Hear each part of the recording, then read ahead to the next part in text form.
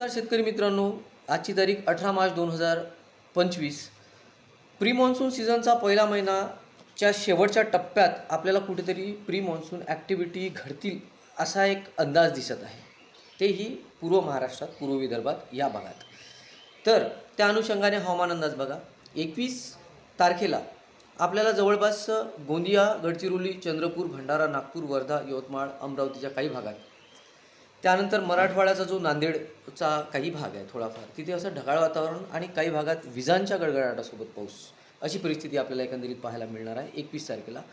त्यानंतर 22 तारखेला जसं गोंदिया, गडचिरोली, चंद्रपूर हा भाग, या भागात ढगाळ वातावरण राहील, काही ठिकाणी विजांचा गडगडाट, असं परिस्थिती आपल्याला पाहायला मिळेल. पावसाची शक्यता अत्यंत कमी आहे, नाहीच्या बरोबर.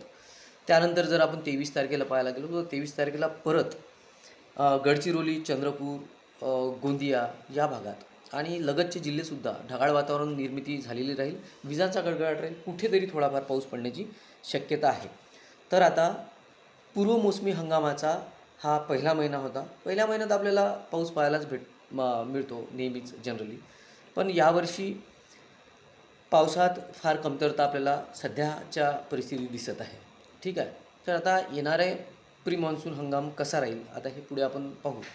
त्यानंतर पावसाळा यावर्षी चांगल्या प्रकारचा राहील ही आपल्याला अपेक्षा आहे, कारण जो डेटा येत आहे तो लानिना कंडिशन डेव्हलप होत आहे. परंतु मागच्या व्हिडिओमध्ये मी जसं सांगितलं की नुसतं लानिना कंडिशन डेव्हलप होऊन म्हणजे न्यूट्रल असला तरी लानिना कंडिशन ही तटस्थ असेल तरीही पावसाळा चांगला होतो, पण त्यासाठी इंडियन ओशन डायपोल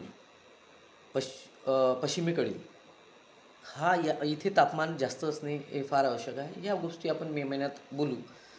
सध्याच्या ही अपडेट होती. काही तुमचे प्रश्न असतील तर कमेंट करा. धन्यवाद.